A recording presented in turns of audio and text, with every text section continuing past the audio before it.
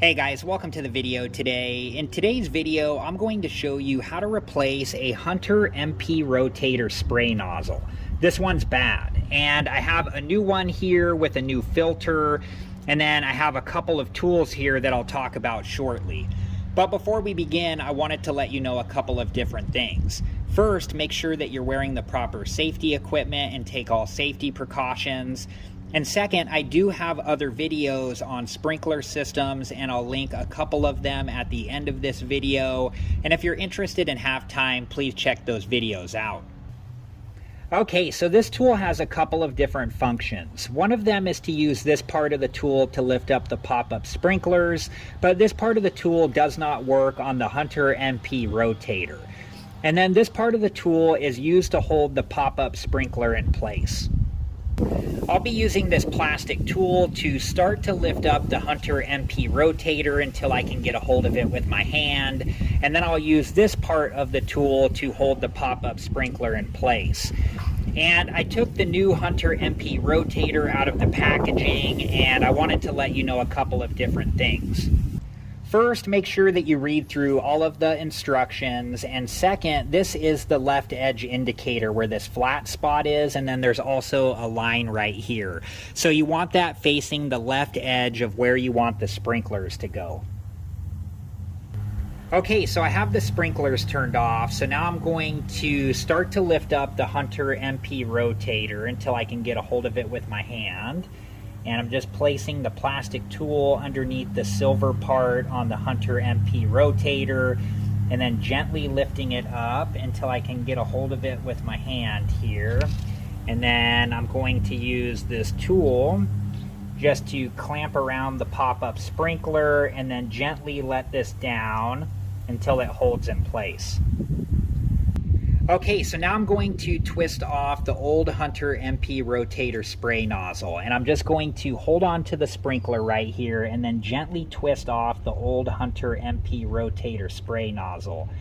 And when you do this, you want to make sure that no dirt or debris gets into the sprinkler system.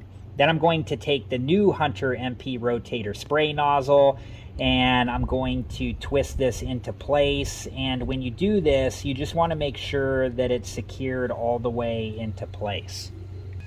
Okay, and then we want to make sure that the left edge indicator is lined up with the left edge of where we want the sprinkler to go. So I'm just going to lift this up a little bit and then just gently twist this until it's lined up. And then I just gently set that back down. Alright guys, I'm going to gently lift up the sprinkler now so I can remove this tool. And then I'm going to lower the sprinkler back into place.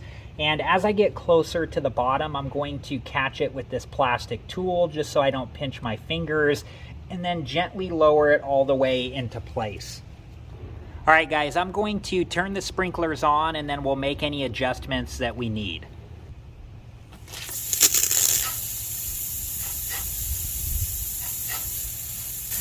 Alright guys, so I do need to make some adjustments to both the arc and the radius, and they do make a tool to be able to do that, and I do plan to make a future video about that tool, so if that's something that you're interested in, please check back for that video.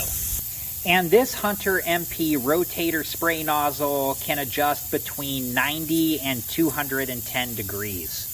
But in this video, I'm going to make the adjustment to the radius with a small flathead screwdriver, and I'll make the adjustment to the arc with my hand. So I'll start with the arc. This silver part here is what I'm going to be turning, and I'm just going to gently turn this. And as we turn this counterclockwise, it's making the arc smaller, and I'm just adjusting this to where I need the water to go.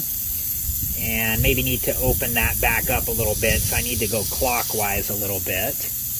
And there we go. And now I'm going to make the adjustment to the radius. And to adjust the radius, there is an adjustment screw on top of the Hunter MP Rotator, and I'm just going to use this small flathead screwdriver.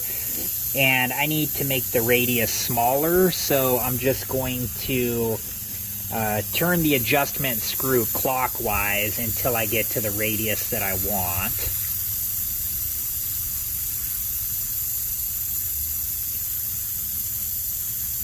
And there we go.